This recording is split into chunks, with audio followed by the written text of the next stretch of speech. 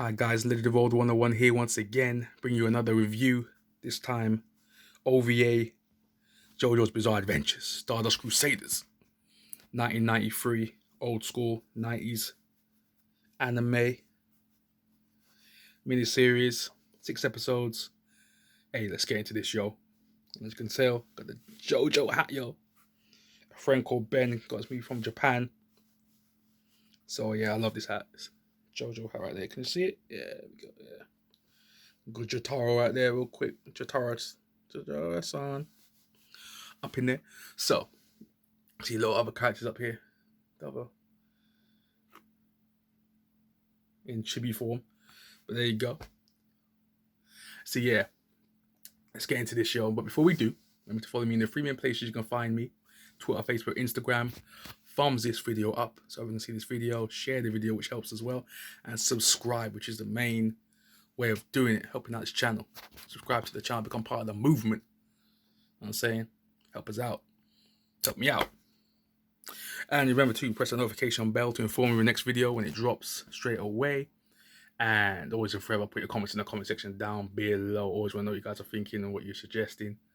And why you're supporting. Hey, love replying to people. So yes, let's get into this show. Jojo's Bizarre Adventures, Stardust Crusaders. So found out that this was the 3rd story in the manga.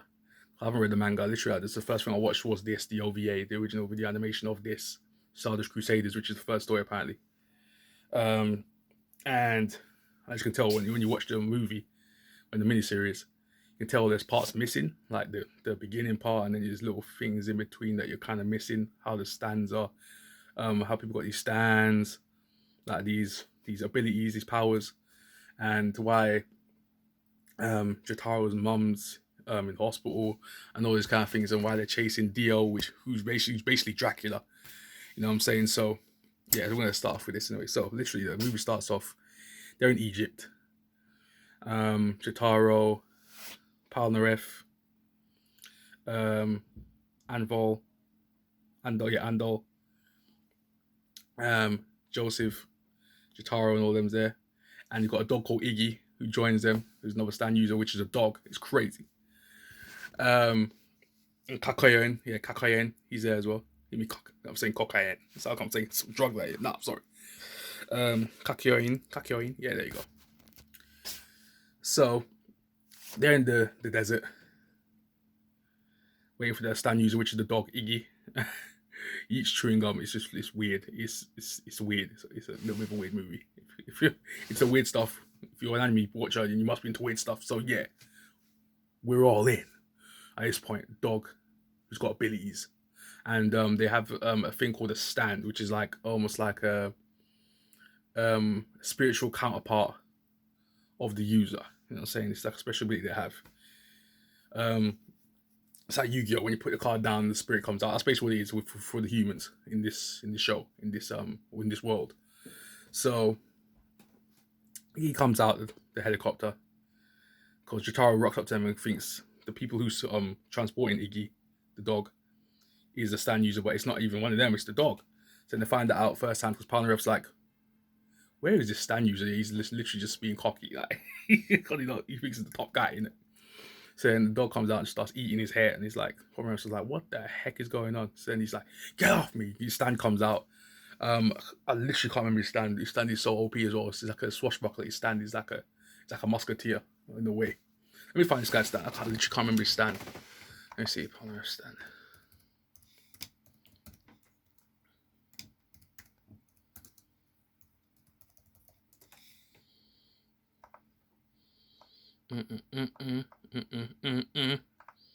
Yeah, Mr. Pierre Polnareff. I don't remember his stand. What is this hex's stand called?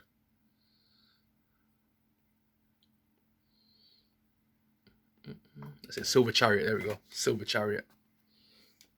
So yeah, it's the stand's called Silver Chariot.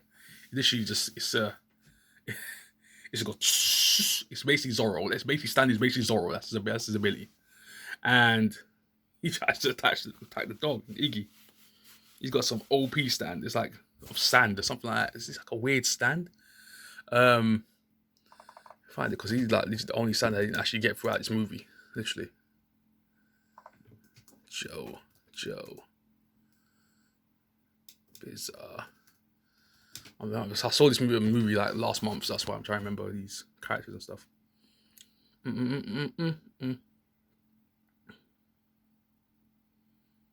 The Fool. That's it. This count was called The Fool. There we go. His stand was The Fool. There we go. Okay, so that's the Iggy stand, the dog stand in The Fool. So The Fool versus Silver Chariot. So The Fool just took him out because they're in the sand. You know what I'm saying?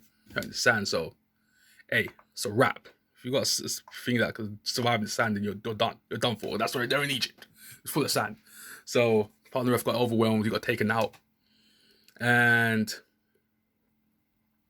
what is his actual? Yeah, sand and dust particles in the environment. Yeah. Every dust at The Fool. So just read up on the Iggy stand real quick. So yeah, there you go. So that's how they meet at the first time. They all start laughing at Paul and Ref because he gets taken up by a dog. You know what I'm saying? That's not even a proper human. So then they get attacked. All of a sudden they get attacked while they're on their way to find this person who we're going to talk about later on. This guy called Ndul, this Egyptian blind man who's working for this mystery character called Dio. So literally this went on for a while. Literally they were hiding out from Ndul, who literally can attack them from anywhere in the desert. Literally, as long as he hears vibration, because he's blind, he goes by vibration. And any way they move in the sand, if they touch the sand in any way, shape or form, or make any kind of sudden movements or any kind of sound, he's gonna pick them up. So, and he has this kind of water. It's like a water-based attack where it can grab you, slice you, do anything that he wants as long as he has you. It's a water-based maneuver that's in the sand. It's earth-based, earthbound. So Kakayan gets hit the most. He gets slashed. His eyes, literally blinds him. Blinds Kakayan as a bloodshot at this point. He can't see anything. He's out. For like literally the most of this movie until the end. So you don't see him for a while. He's literally unconscious, blinded. Then turns over the truck. The truck gets taken out, and all of a sudden they're like in the sand. They're just staying still because Endul is listening to them. Right, he's just like, no one's moving. You know what I'm saying?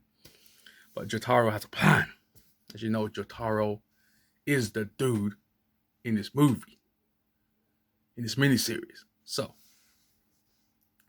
he just starts running in the sand. He just goes, he's going super speed jet, with stardust. You know what I'm saying? Boom. He just starts platinum. Yeah, he's running. Yeah, he's just like, pow, pow, pow, pow, pow, pow. He's running, and he literally is like, he's like, okay, run around, get the dog. The dog's literally right there. He grabs the dog. He just runs to the dog. Uses the dog like a decoy, and then basically the dog summons his stand, the Fool, and then he's got wings. This dog can fly off, bro. Because literally Jotaro realized this when Iggy jumped off the truck when they were driving and it got taken out by Indul. So he realized the dog has a keen sense of knowing where this stand user is. He knows this person. So he grabs the dog flies off, and while he's flying, he's kind of is hovering down because he wants to get rid of Jotaro. He's trying to get Jotaro killed. He's like, you ain't getting me. Iggy's like, you ain't getting me killed, Jotaro. So he jumps down. He wants Endul to take him out. So he slices up Jotaro while he's in midair, like partially off the ground. And actually, he jumps off. He goes flying right into where Endul is. So then Endul just looks around. He's like, okay, he must be nearby. And everyone knows Jotaro. This guy's fast, bro. This guy's quick. So then he realizes Jotaro's right behind him. He drops the cane. He goes, the vibration of the cane. He's like, okay, he knows where he is, right behind him. He tries to get his stand. Cuts Jotaro, like part of his face. But at that point, Jotaro just wrecked him. Starts platinum. Wrecked Endul. He's out. He's done. He's done. He's gone. So yeah, he takes out Endul. So Endul's on the floor dying, and he reveals his name, which is Endul, to Jotaro because it's like a respect thing. You know what I'm saying? That he respects Jotaro because Jotaro finds out that he's working for Dio, the person they're chasing, the person they're after.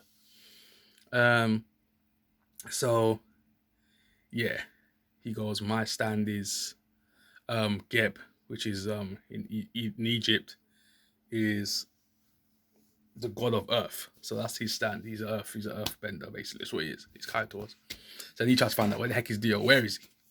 So then Duels are saying, nah, I can't do anything because Dio made me this way. He helped me throughout my life when I was blind, blah, blah, blah, blah.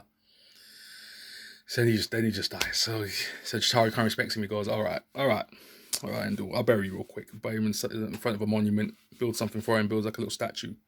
Goes, here you go, rest in place. So that's the end of Endul's character. That's the end of that main threat, phase 1 of the threat.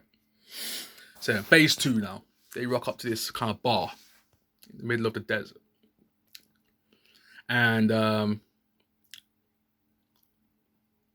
there's this card dealer called Daniel Darby. So he's playing these card games. He goes, yeah, hey, I know where Dio is. You want to play a game? You want to play a game? In it's straight saw mode. But you want to play a game? So he's a card dealer. He's a con man. You guys can tell he's a con man.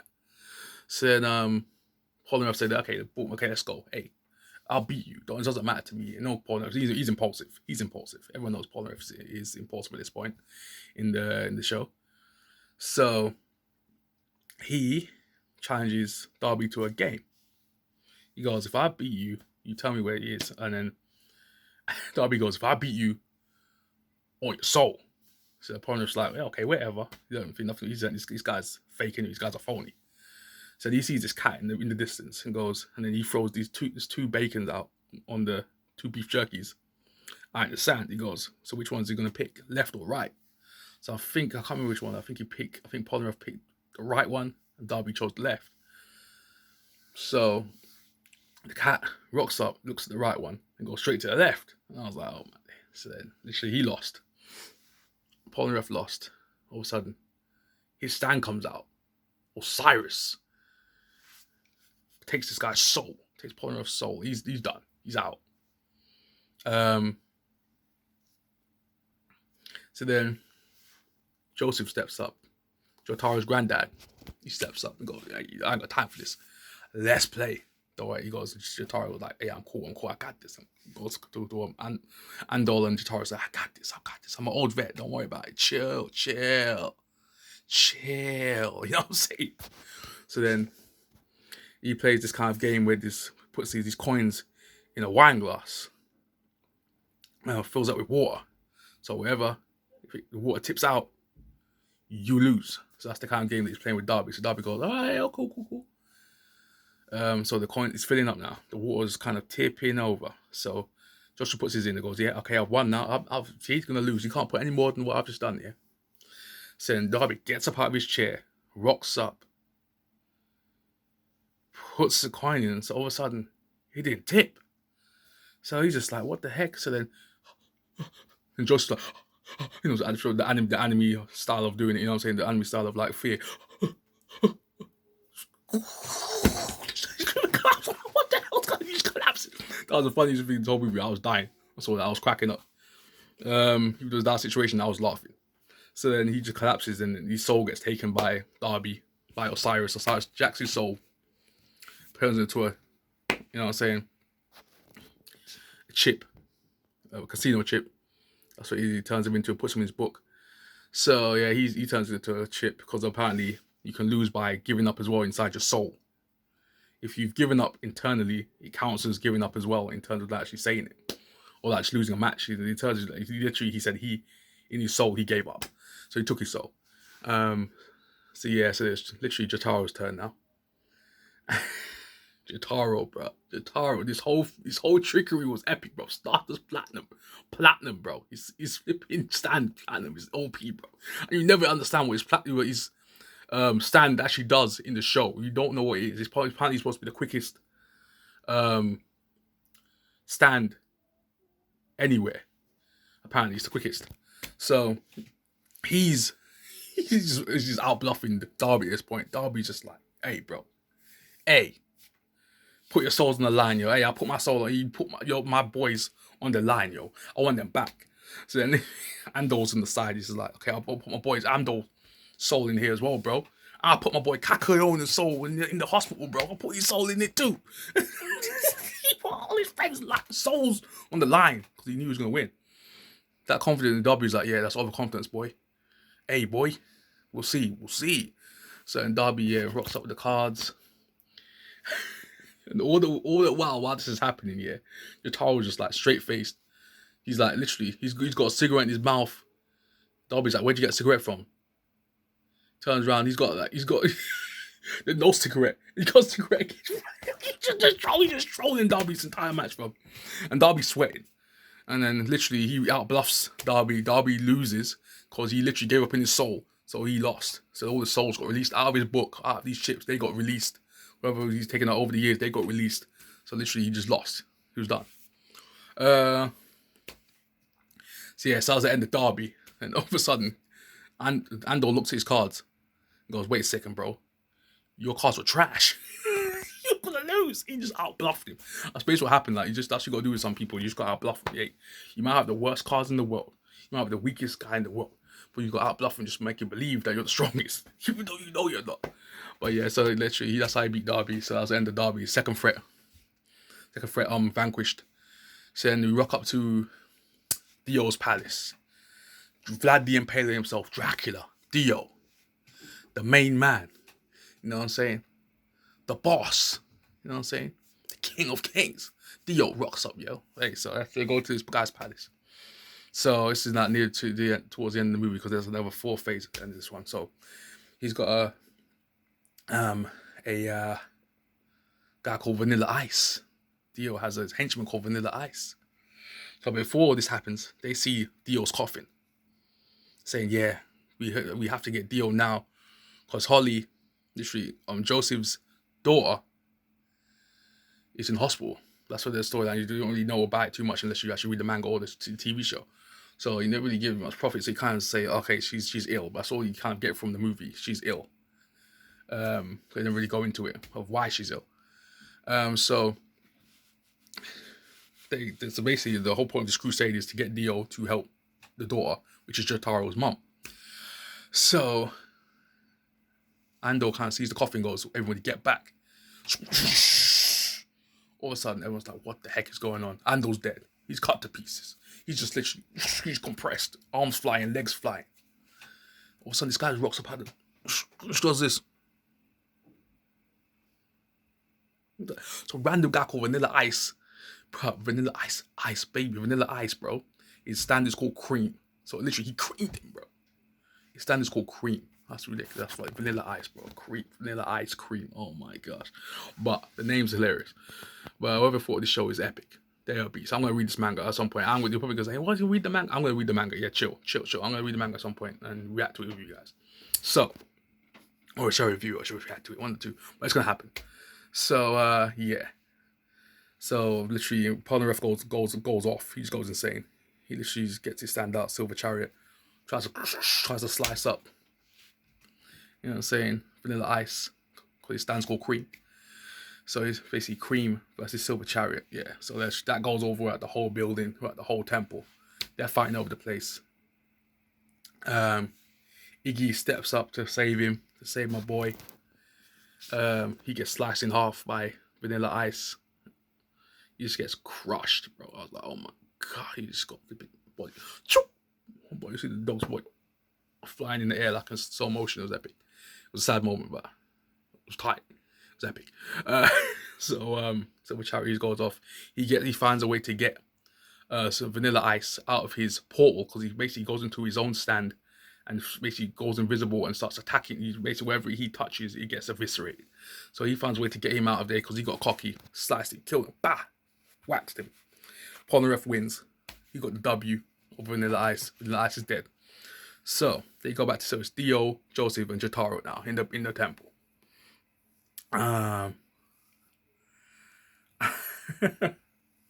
So yeah, so there you go. So that's the edge of the temple, that one. So they rock up. Dio's just like moving everywhere. He's moving like some serious breakneck speeds. He's subsonic. He's super moving at the speed of light. We don't know.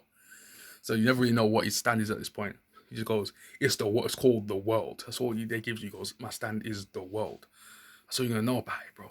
I am the world. Dio.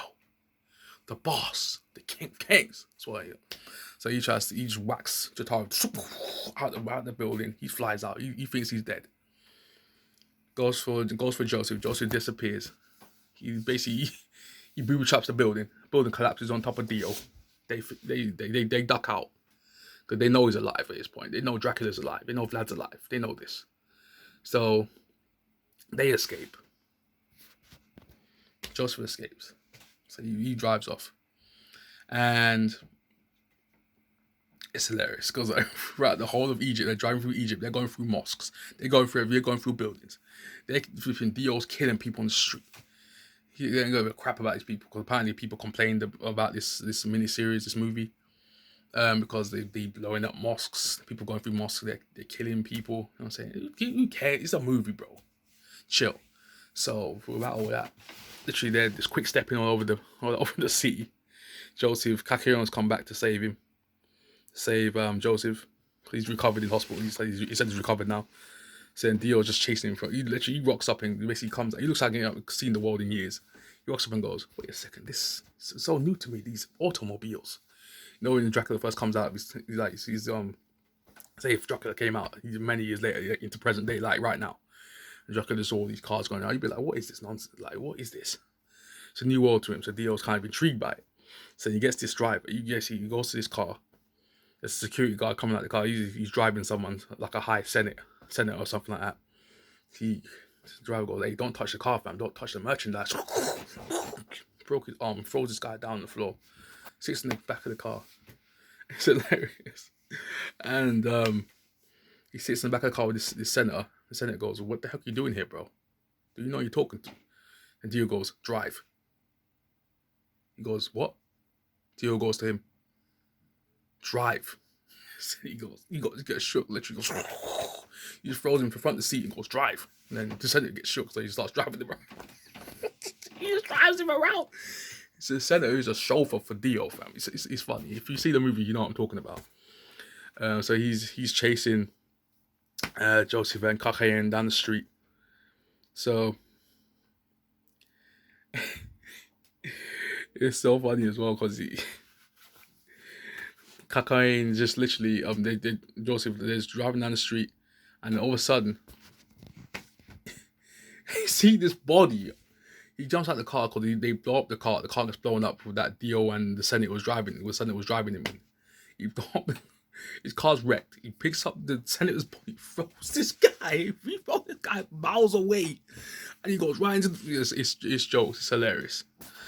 So Kakyoin and Joseph, they do some tag team moves on Dio. Dio gets the best of him.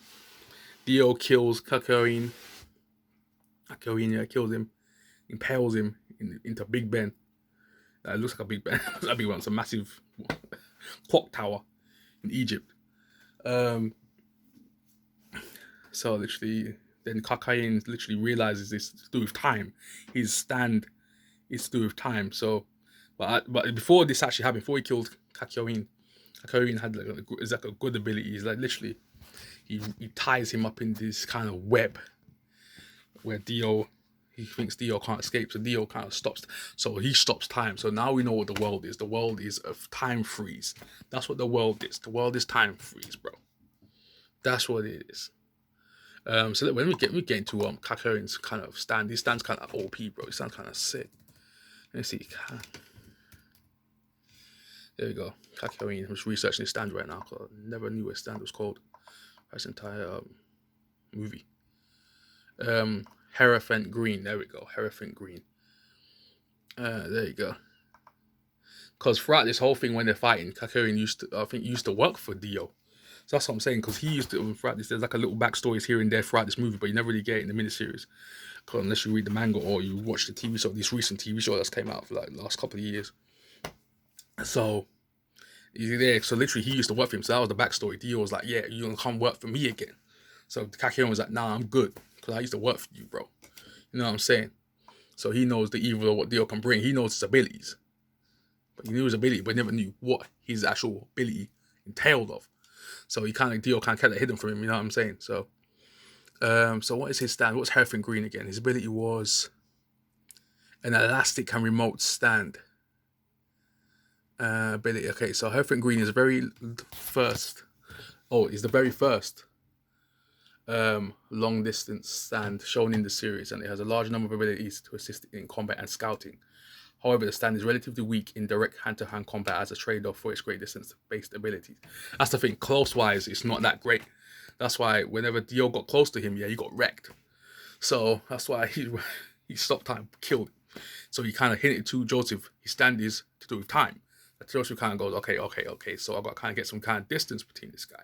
But he knows he can't really do anything. So Dio just laughing at this guy. He's chasing Joseph all around the town. Joseph gets wrecked, so he slows down time. Gets this knife, puts it towards Joseph's neck. Jotaro's rocked up at this point. He come with his bike. He rocked up, drove his bike down there, because Dio thought he was dead, but he realized he ain't dead now. So at this point, and the thing is, what I forgot to mention, Dio has half the body of the ancestor of the Joestars, because Jotaro and Joseph are Joestars. So he's basically he's doing the M Bison now. Dio's trying to basically solidify his new body using Joseph's blood. So literally he kills Joseph, stabs him through the neck, drinks his blood.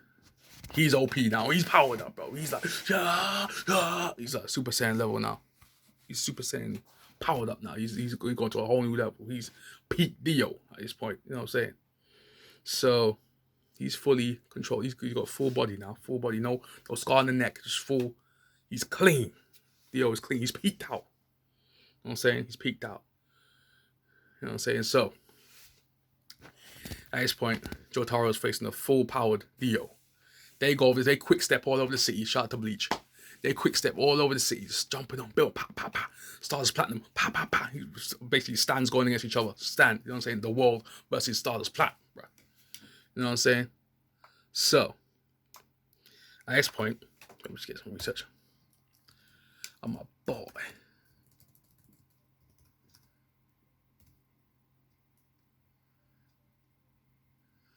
Wait a sec.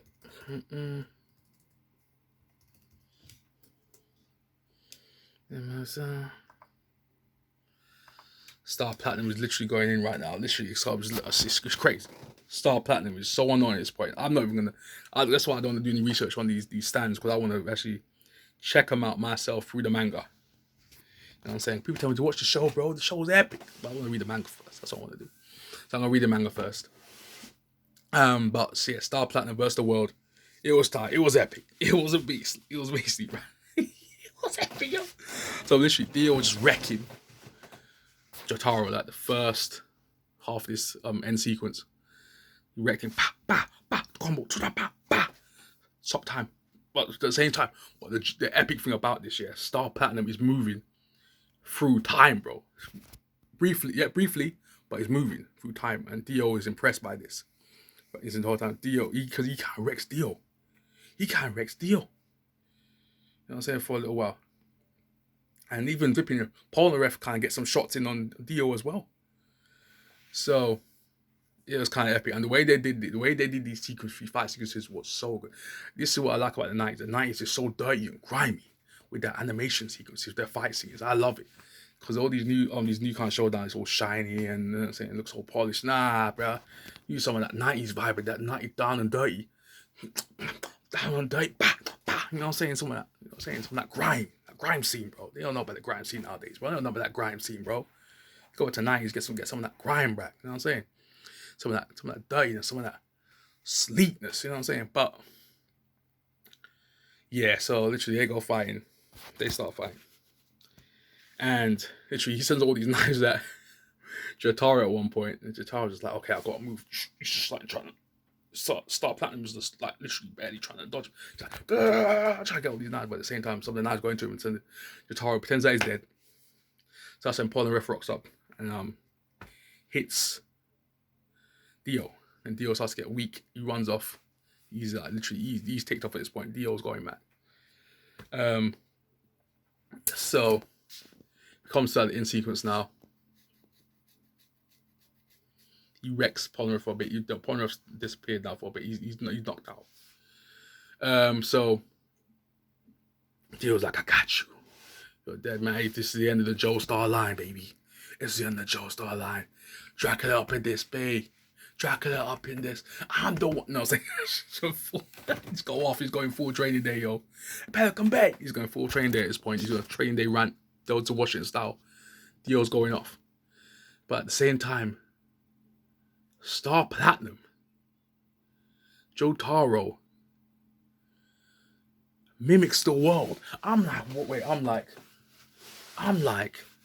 moving my hat around. I'm like, going Jotaro. He's going off, yo. He mimics the world. Takes out Dio, bro. I'm like, when could Jotaro start use the world? Is that his Star Platinum? Is he a mimic ability? Can he copy techniques? We don't know this throughout this entire movie. He didn't give no hint. He can copy techniques. We didn't know this. We didn't know this throughout this entire movie. All of a sudden, this guy pulls out a technique like that, a copy technique. Because apparently his abilities are linked to his anger throughout this whole movie. He's like, I'm getting angry. He's like, I'm getting angry right now. I'm like, I'm kind of nice, but I'm getting angry. You know what I'm saying? Like, I just need a bit more. Let me just beat me up a little bit more. I need that peak anger right now. I need that hot level anger. I'm like, yo, Dio, what more you got for me, Dio? I'm like, Dio's like, blowing him up through a tanker on this guy, yo. Through a tanker, he blew up. Jotaro blew up, fam. He was like, okay, yeah, this is enough anger. Activated the world, fam. Stunned this guy. Killed it. Well, see, you know he ain't dead. He's basically Dracula, bro. You can't kill Dracula. Everyone knows this. You can't kill evil. Don't say you can't kill evil unless God himself does it himself. He ain't God. Jotaro ain't God. So he literally chains up. In this movie, he chains up. Dio throws him in the ocean. I'm like, how'd you throw Dracula in the ocean? He's gonna come back 2,000 years later and do this all over again, bro. But anyway, even my mum was sad. Me and my mum was watching this. She saw the last part. We was watching it with me, and she's like, "Why would you put Dracula in the ocean? Why would you put Dio in the ocean?" And I was like, "Yeah, I know, mom, I know. Stupid. I know. It's a way of bringing this guy back later on. It's that kind of writing, you know what I'm saying? It's a quick way of bringing this guy back later on down the line if you want to use him. Just because they know how great Dio is as a character. My boy Vladimir Impaler out here, you know what I'm saying? But yeah, so they all hug.